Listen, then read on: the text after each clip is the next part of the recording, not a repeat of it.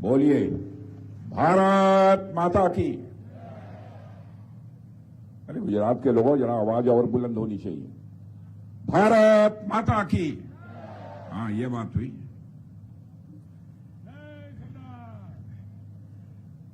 पंजाब के राज्यपाल आदरणीय गुलाब चंद जी कटारिया और उत्तराखंड के हमारे युवा मुख्यमंत्री श्री पुष्कर सिंह जी धामी और गुजरात के ही खेलकूद एवं युवा विकास मंत्री, जिसके बारे में मैं कह सकता हूं कि सचमुच इस नौजवान मंत्री मनसुख भाई मांडविया का एक बहुत ही डायनामिक पर्सनालिटी है, गतिशील व्यक्तित्व है, और जिन्होंने इस पूरे यात्रा के कामकाज की जिम्मेदारी अपने कंधों पर ली है, ऐसे श्री मनसुख भाई मांडविया, केंद्रीय मंत्री श्रीमती शोभा करांदलाजे जी और हमारे गुजरात सरकार के मंत्रीगण, हमारे पुराने मित्र श्री जीतू भाई बाघानी, कुंवर जी बावलिया, श्री कौशिक जी बेकारिया, श्री कांति भाई अमृतिया, सांसद श्री मनसुख जी बाशवा और हमारे नौजवान सांसद श्री हेमांग जी जोशी और यहां मौजूद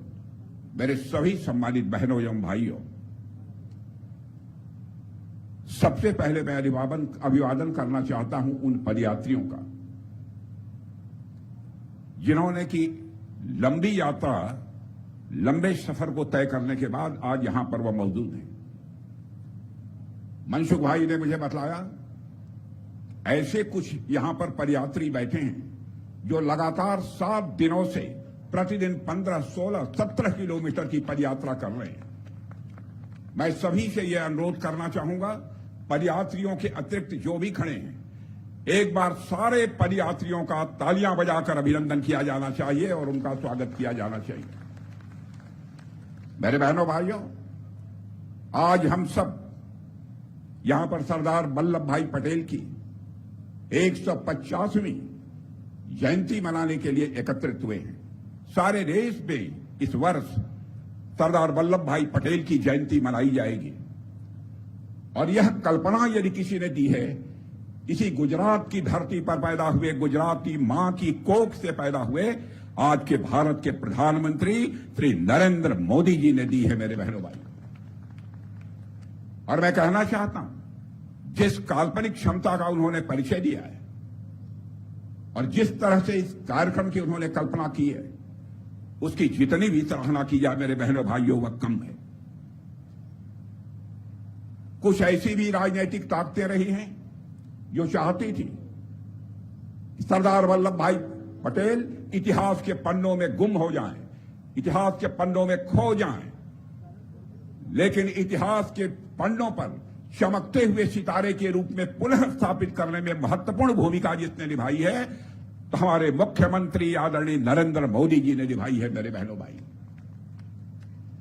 भारत को आजाद कराने में, भारत की एकता और अखंडता को सुरक्षित रखने में सरदार वल्लभ भाई पटेल का जो योगदान है, मैं कहना चाहता हूं आज ही नहीं बल्कि भविष्य का भारत भी मेरे बहनों भाइयों कभी नहीं भूल पाएगा।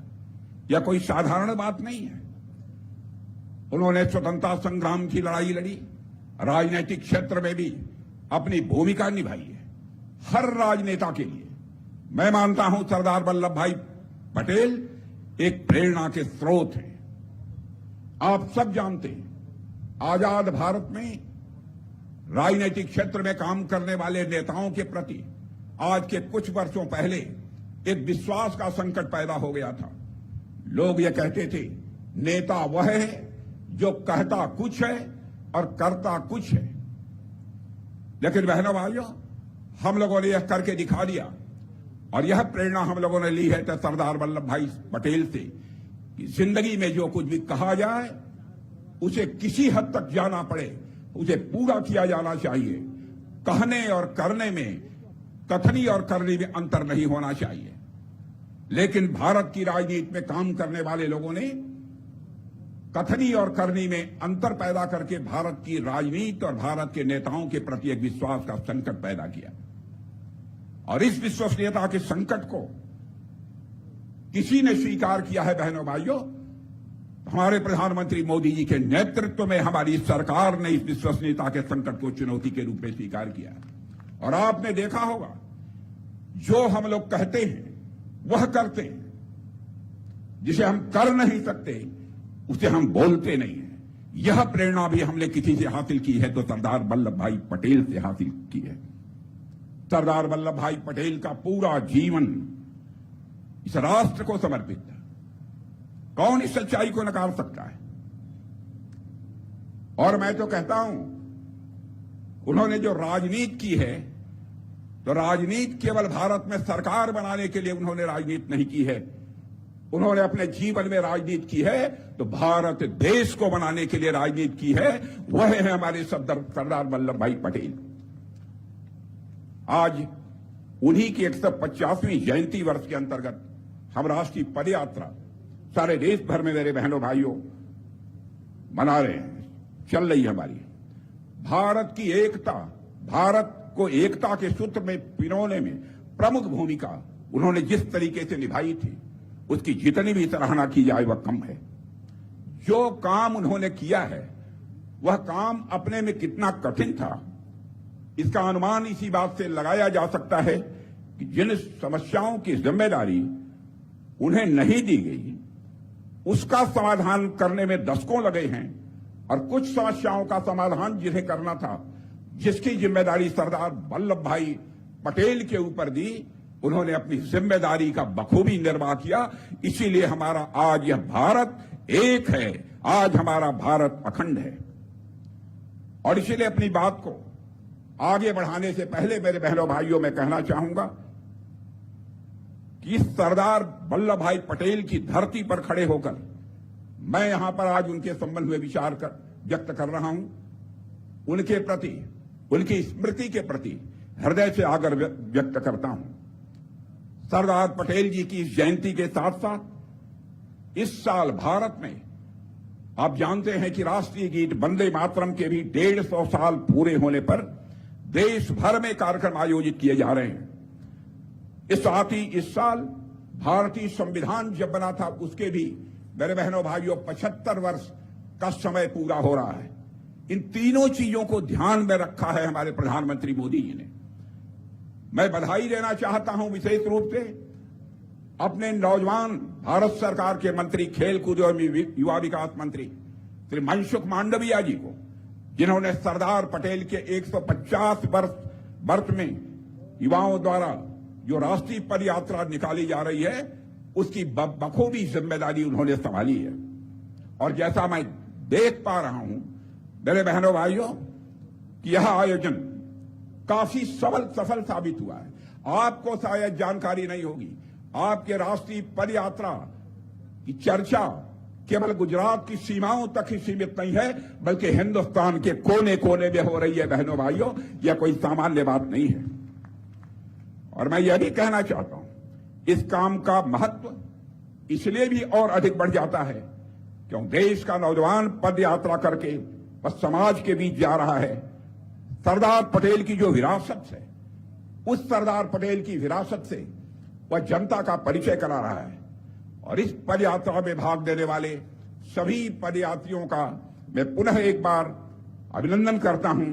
और आपकी यह जो राष्ट्र भक्ति है और भारत की भक्ति भी वो ऊर्जा है कि मैं मानता हूं कि भारत को एक साथ जोड़कर यह आगे ले जाएगी। और भारत को जहां हम ले जाना चाहते हैं, भारत वहां जाकर रहेगा। बहनों भाइयों, दुनिया की कोई ताकत इसे रोक नहीं सकती है। और मैं मानता हूं यह पदयात्रा इस बात का भी प्रमाण है कि आज भारत के वर्तमान में अपने इतिहास के स्तंभ कहे जाने वाले सरदार के पटेल के काम को जन जन तक पहुंचाने की जिम्मेदारी हमारी सरकार ने उठाई है। मेरे युवा साथियों, सरदार साहब का जहां तक सामर्थ्य था तब भारत के काम आया था जब भारत माता आजाद होने के बाद 550 से ज्यादा रियासतों में यह भारत माता हमारी विभाजित थी। उस समय विश्व के बड़े बड़े देशों को यह लगता था भारत तो आजाद हो गया, लेकिन आजादी होने के बाद भी यह भारत एक नहीं रह पाएगा, भारत अखंड नहीं रह पाएगा, यह भारत टुकड़ों टुकड़ों में बंट जाएगा। निराशा के उस दौर में सरदार वल्लभ भाई पटेल ने जो भूमिका निभाई है, असरदार भूमिका निभाई है, उसका ही परिणाम है मेरे बहनों भाइयों कि आज हमारा और आपका यह भारत एक है।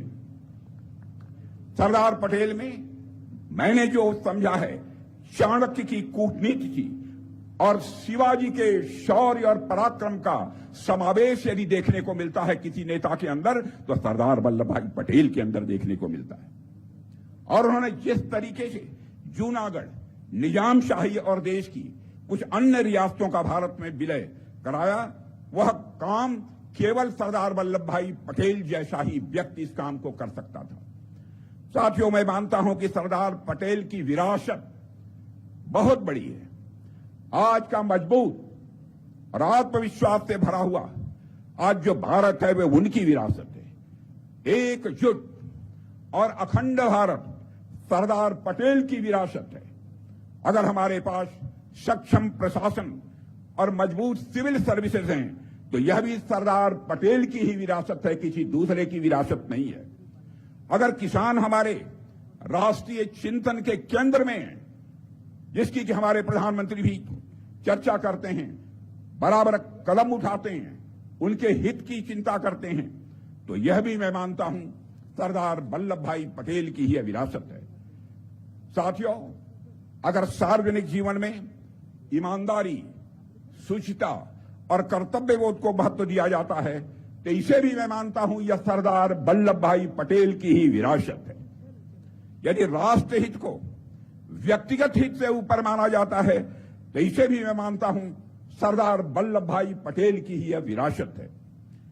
सरदार वल्लभ भाई पटेल ने एक बार कहा था मेरे बहनों भाइयों कि मैं नेता नहीं हूं। ध्यान से सुनिए, सरदार वल्लभ भाई पटेल ने कहा था, मैं नेता नहीं हूं, मैं सैनिक हूं। और यह बात उनके जीवन पर मैं मानता हूं कि यह पूरी तरह से खरी उतरती है। उन्होंने आजीवन एक सैनिक की तरह काम किया है, बिना विचलित हुए एक सैनिक की तरह उन्होंने अपने कर्तव्यों का निर्वाह किया है।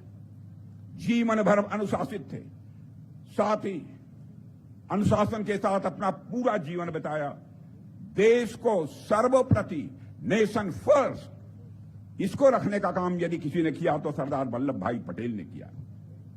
बहनों भाइयों, चाहे वह 1918 का खेड़ा सत्याग्रह हो या 1928 का बारडोली सत्याग्रह हो, सभी में उन्होंने बहुत ही महत्वपूर्ण भूमिका निभाई है।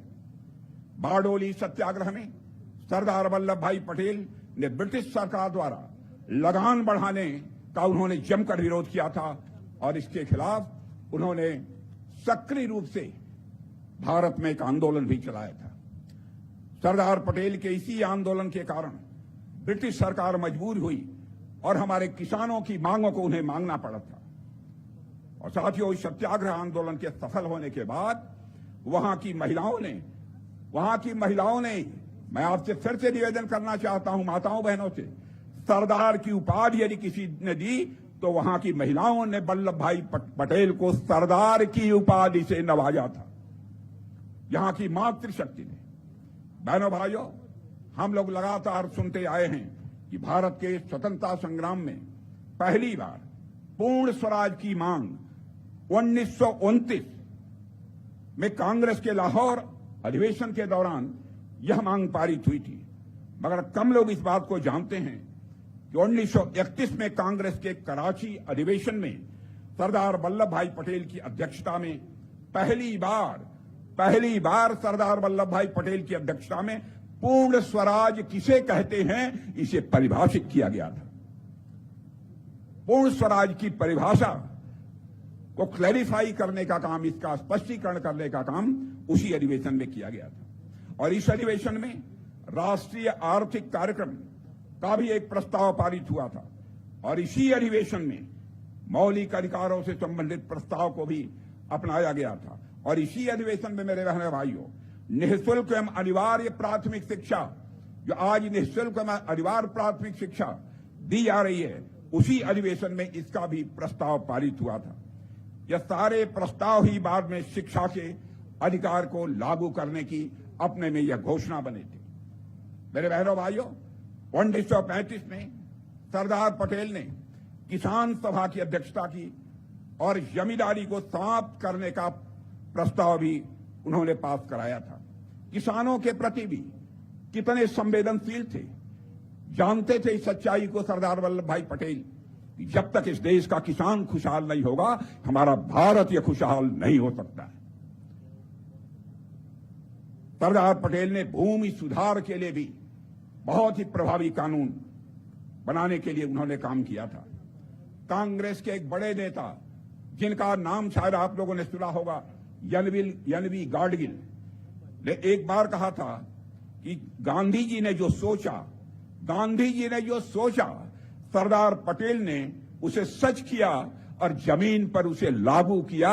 यह बात मैं नहीं कह रहा हूं, यनवी गाडगिल जो एक बहुत बड़े नेता माने जाते थे उन्होंने कहा है। यानी गांधी जी के सत्याग्रह को किसी हद तक सफल बनाने का श्रेय भी यदि किसी हद में देना चाहता हूं तो सरदार वल्लभ भाई पटेल को देना चाहता हूं। काफी हद तक एक प्रमुख भूमिका उसमें रही है सरदार वल्लभ भाई पटेल की। और मेरे बहनों भाइयों, मेरे युवा साथियों, स्वतंत्रता के बाद उन्होंने एक सच्चे सैनिक की तरह राष्ट्र की एकता और संप्रभुता की रक्षा की है। 500 से अधिक रियासतों को भारत में उन्होंने जोड़ा है।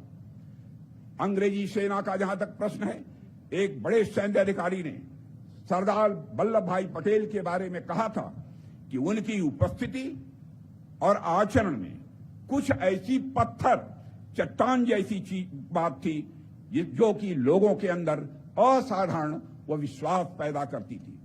अंग्रेज ने कहा था, किसी हिंदुस्तानी ने नहीं कहा था। आज अगर भारत एक है, एक झंडे के नीचे भारत सांस ले रहा है, तो उसके पीछे भी डंके की चोट पर हमें कहना चाहिए किसी का योगदान है, सबसे बड़ा योगदान है तो सरदार वल्लभ भाई पटेल का है। मेरे बहनों भाई, हैदराबाद, जूनागढ़ और कश्मीर के विलय में भी बहुत सारी समस्याएं थी। इतिहास गवाह है कैसे सरदार वल्लभ भाई पटेल के मजबूत इरादों और सशक्त नेतृत्व में हैदराबाद और जूनागढ़ को भारत में विलय करने पर मजबूर कर दिया गया था। मेरे बहनों भाइयों, अगर कश्मीर के विलय के समय भी सरदार वल्लभ भाई पटेल की सारी बातें मान ली गई होती तो इतने लंबे समय तक भारत को कश्मीर की समस्या का सामना न करना पड़ता। सरदार पटेल जी ने हमेशा बातचीत करके समस्याओं का समाधान निकालने की कोशिश की है, लेकिन जब रास्ते बंद हो गए तब उन्होंने कठोर रास्ता भी अपनाने में रंच मात्र संकोच नहीं किया था। हैदराबाद के विलय के लिए भी आपने देखा होगा, हैदराबाद के विलय के संबंध में भी जरूरत पड़ी तो कठोर रुख अपनाने में भी सरदार वल्लभ भाई पटेल ने संकोच नहीं किया था।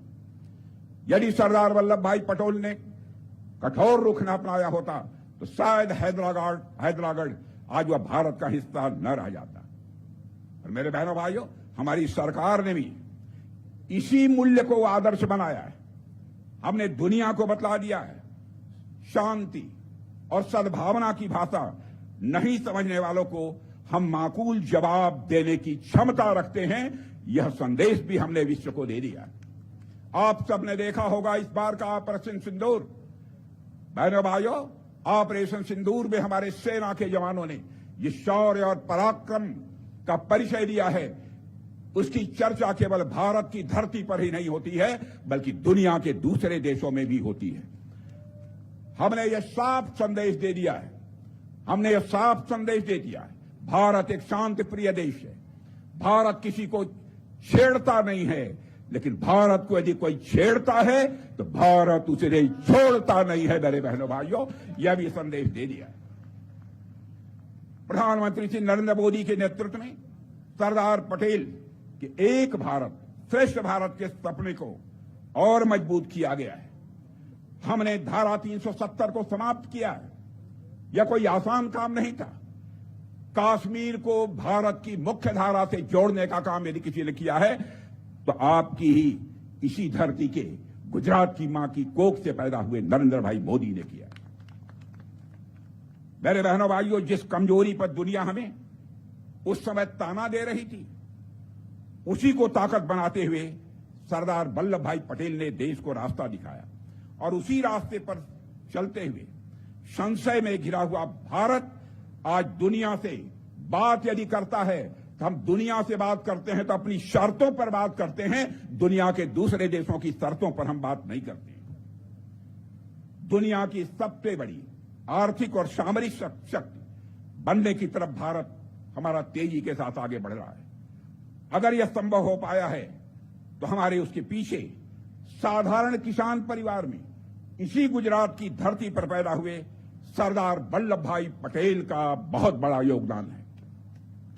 बहनों भाइयों, चाहे कितने भी दबाव हों, चाहे कितने मतभेद भी न हों, मतभेद ही क्यों न हो, सरकार कैसे चलाई जाती है, सरकार कैसे चलाई जाती है, हुकूमत कैसे चलाई जाती है, इसको भी भारत का गृह मंत्री रहते हुए सरदार पटेल ने दिखाया है। अगर सरदार का संकल्प न होता, सिविल सेवा जैसी प्रशासनिक ढांचा खड़े करने में भारत को बहुत मुश्किलों का सामना करना पड़ता। आज जो बड़े बड़े अधिकारी आप देख रहे हैं, इसी सिविल ढांचे के कारण, सिविल सेवा के ढांचे के कारण ही आज आपको दिखाई दे रहे हैं। मेरे बहनों भाइयों, युवा साथियों, 31 अप्रैल 1943 को अखिल भारतीय प्रशासनिक सेवाओं के प्रशिक्षुओं को संबोधित करते हुए सरदार वल्लभ भाई पटेल ने एक बार कहा था, अब तक जो आईसीएस यानी इंडियन सिविल सर्विसेज यानी भारतीय प्रशासनिक सेवा थी, उसमें न तो कुछ इंडियन था, न तो उसमें सिविल था, और न ही कोई सर्विस की भावना थी। इसको यदि किसी ने समझा तो केवल सरदार वल्लभ भाई पटेल ने समझा। और उन्होंने उस समय के नौजवानों को ऐसे हालात को बदलने के लिए आगे आने का आह्वान किया था सरदार वल्लभ भाई पटेल ने। उन्होंने नौजवानों से कहा था कि उन्हें पूरी पारदर्शिता के साथ, पूरी ईमानदारी के साथ प्रशासनिक सेवाओं का गौरव बढ़ाना है, प्रशासनिक सेवाओं का सम्मान बढ़ाना है और भारत के नव निर्माण के लिए उन्हें स्थापित करना है। साथियों, नए भारत को बताना है कि सरदार की यह प्रेरणा थी और भारत के प्रशासनिक सेवा की तुलना यदि की जाती है तो स्टील फ्रेम से तुलना की जाती है। यह देन है तो सरदार वल्लभ भाई पटेल की है। और मेरे बहना भाइयों, सरदार वल्लभ भाई पटेल का जीवन पूरी शुचिता और ईमानदारी का प्रतीक था। एक भी आरोप उनके जीवन में कभी नहीं लगा था। वे भ्रष्टाचार के प्रति बहुत ही सख्त थे और उन्होंने साफ कहा था, किसी भी मंत्री के खिलाफ यदि कोई शिकायत आए तो उसकी जांच होनी चाहिए, चाहे कितने भी बड़े पद पर कोई क्यों न बैठा हो। और यदि आरोप सही पाया जाता है तो मंत्री को अपना पद तुरंत छोड़ देना चाहिए। और उन्होंने अपने साथियों को भी इसी कसौटी पर कसने का काम किया था। सरदार वल्लभ भाई पटेल की शिक्षा का आदर आजाद भारत के इतिहास में पहली बार किसी ने किया है मेरे बहनों भाइयों, तो भारतीय जनता पार्टी ने किया है। आपको याद होगा, हमारे वरिष्ठ नेता लाल कृष्ण आडवाणी के ऊपर कुछ लोगों ने एक बेबुनियाद और निराधार आरोप चस्पा कर दिया था। आरोप लगते ही मैं कहता रहा, लोग कहते रहे, आडवाणी चिंता मत करिए, आरोप तो राजनीति में लगते रहते हैं। आडवाणी जी ने कहा था, आरोप तो आरोप ही होता है, मैं अपनी संसद की सदस्यता से त्याग पत्र देता हूं और तब तक भारत की संसद में कलम नहीं रखूंगा जब तक कि मैं आरोप मुक्त नहीं हो जाऊंगा। बहनों भाइयों, यह भी सपना यदि किसी का था सरदार वल्लभ भाई पटेल का। मेरे बहनों भाइयों, सरदार वल्लभ भाई पटेल के उन्हीं उच्च आदर्शों से प्रेरणा लेते हुए हम लोगों ने भी संविधान के 130वें संविधान बिल को संसद में पारित कराने का मन बना लिया है। ध्यान से सुनिए जरा, हमने संविधान के 130वें 130th संशोधन बिल को संसद में पारित करने का हम लोगों ने मन बना लिया है, जिसके तहत सर्वोच्च पद पर कोई व्यक्ति बैठा हुआ है तो भ्रष्टाचार के खिलाफ उससे नैतिकता के आचरण की अपेक्षा की जाती है। यानी अपने पद पर बैठे किसी व्यक्ति को, पद पर यदि कोई व्यक्ति बैठा है, 30 दिन से अधिक उसे जेल में रहना पड़े तो उसे अपने पद से त्याग पत्र देना पड़ेगा। ऐसा कानून भी हम लोग भारत की संसद में पारित कराने की कोशिश कर रहे हैं। लेकिन इस देश में कुछ लोग ऐसे हैं, 6-6 महीना तक जेल में रहेंगे और सरकार भी चलाते रहेंगे। कुछ लोग इसका विरोध कर रहे हैं। हम ऐसे ही लोगों को उजागर करना है मेरे बहनों भाइयों, जो देश की राजनीति को गंदा करने का काम कर रहे हैं। इनको जनता के सामने एक्सपोज करने की जिम्मेदारी भी किसी के ऊपर है, हमारे देश के नौजवानों के ऊपर है।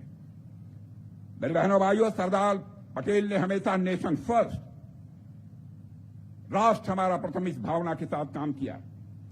उन्हें बिल्कुल सत्ता का मोह नहीं था। उन्होंने गांधी जी को वचन दिया था कि वह पंडित नेहरू के साथ मिलकर काम करेंगे, पंडित नेहरू के साथ मिलकर काम करेंगे। यह वचन सरदार वल्लभ भाई पटेल ने महात्मा गांधी को दिया था। नेहरू जी के साथ उनके वैचारिक मतभेद थे, लेकिन वैचारिक मतभेद होते हुए भी सरदार पटेल ने पंडित जवाहरलाल नेहरू के साथ मिलकर काम किया। 1946 में कांग्रेस का नया अध्यक्ष चुना गया था। 15 में से 12 प्रांतीय कांग्रेस कमेटियों ने सरदार वल्लभ भाई पटेल का नाम प्रस्तावित किया था, लेकिन जब गांधी जी ने सरदार वल्लभ भाई पटेल से कहा कि नहीं, नेहरू को बनने दीजिए, अपना नाम वापस ले लिए, तो क्षण भर की सरदार वल्लभ भाई पटेल ने देर नहीं लगाई थी और तुरंत उन्होंने अपना नाम वापस ले लिया था।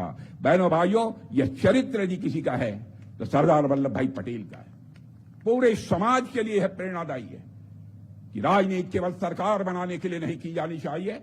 राजनीति यदि की जानी चाहिए तो समाज बनाने के लिए की जानी चाहिए, देश बनाने के लिए राजनीति की जानी चाहिए।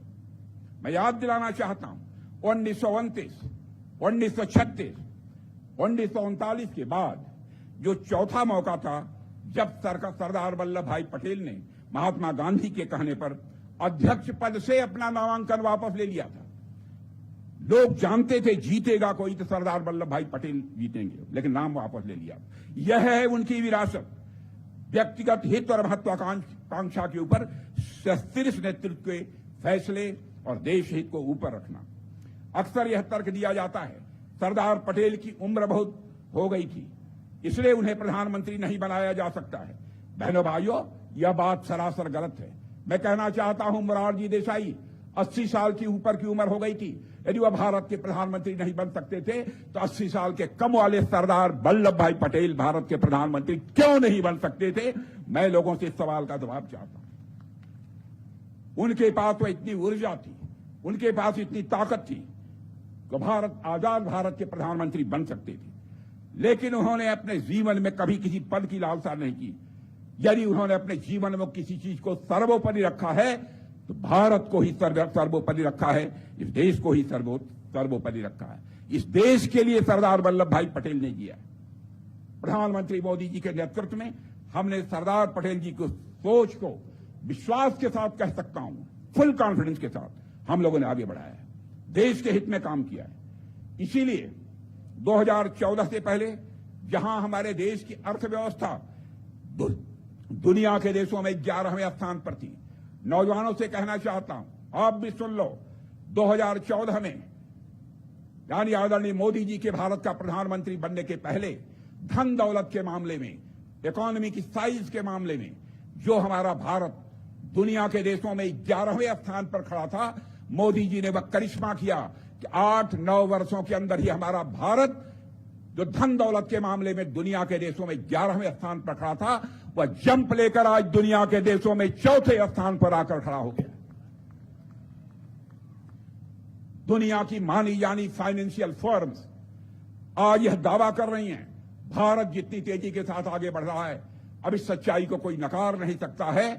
साल 1.5 साल के अंदर दुनिया के देशों में धन दौलत के मामले में, अर्थव्यवस्था के आकार के मामले में भारत दुनिया के देशों में 3रे स्थान पर आकर खड़ा हो जाएगा। एक अमेरिका होगा, दूसरा चाइना होगा, उसके बाद तीसरा देश इस दुनिया में कोई होगा बहनों भाइयों, हमारा और आपका देश भारत होगा।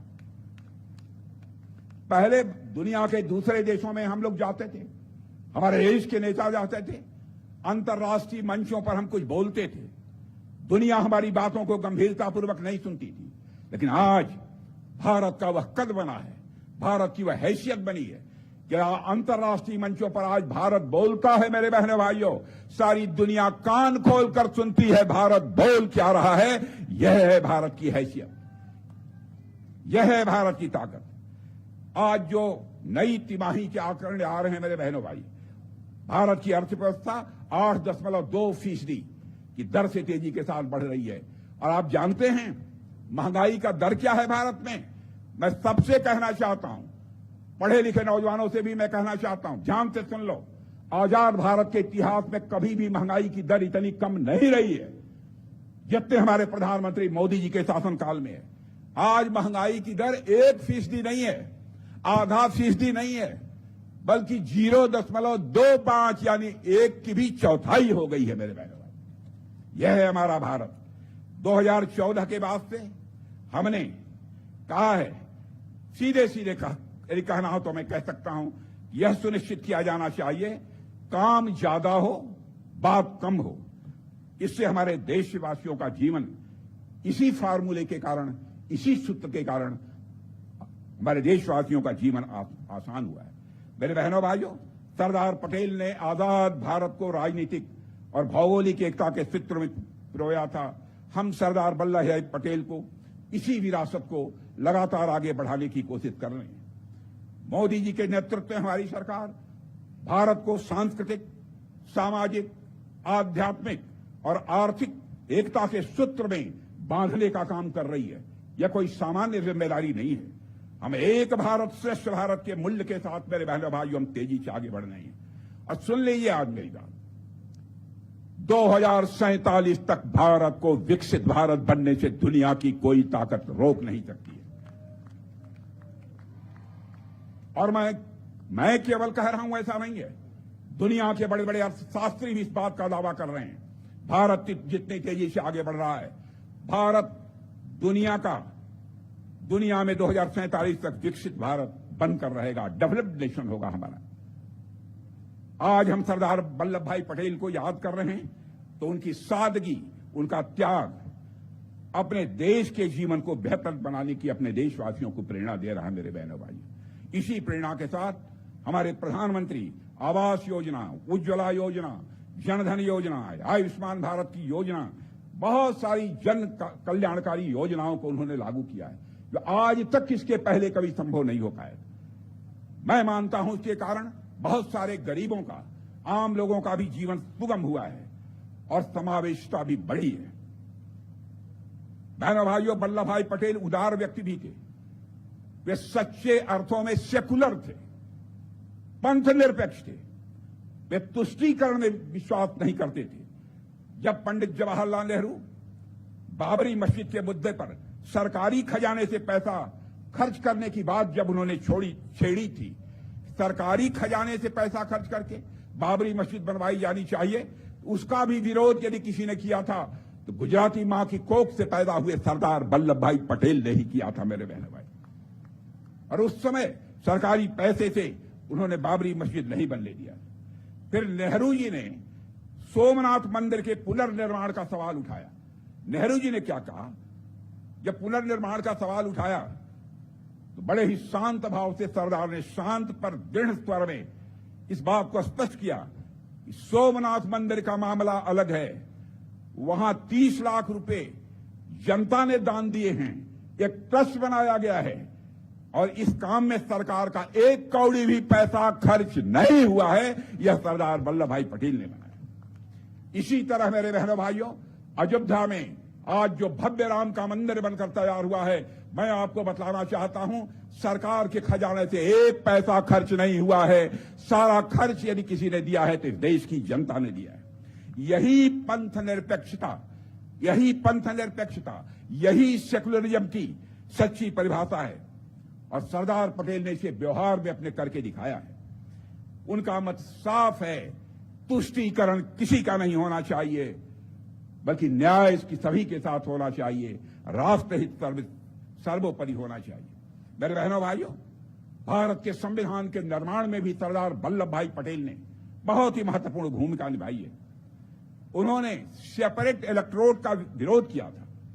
इससे भारत की एकता और अधिक बढ़ी है कि हिंदू के लिए अलग, मुसलमान के लिए अलग, ऐसा मतदाता सूची विरोध किया उन्होंने।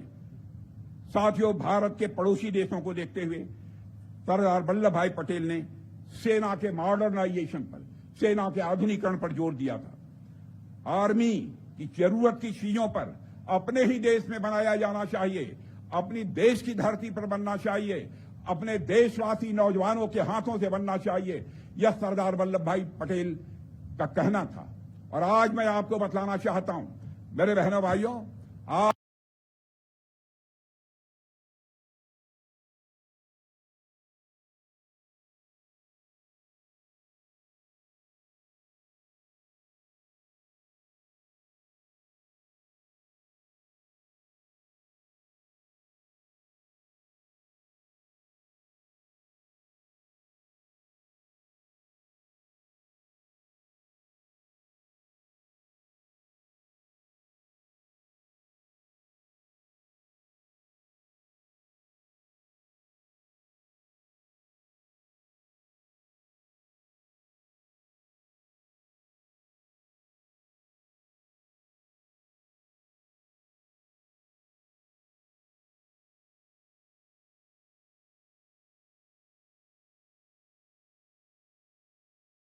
आज हम चाहे तोप हो, मिसाइल हो, समाप्त होते होते 50,000 करोड़ रुपए का हम एक्सपोर्ट करेंगे दुनिया के दूसरे देशों को। बहनों भाई, हम एक्सपोर्ट करेंगे दुनिया के दूसरे देशों को। बहनों भाई, भारत में कोऑपरेटिव सहकारिता का भी यदि कोई प्रेरणा स्रोत रहा है तो वह सरदार वल्लभ भाई पटेल ने।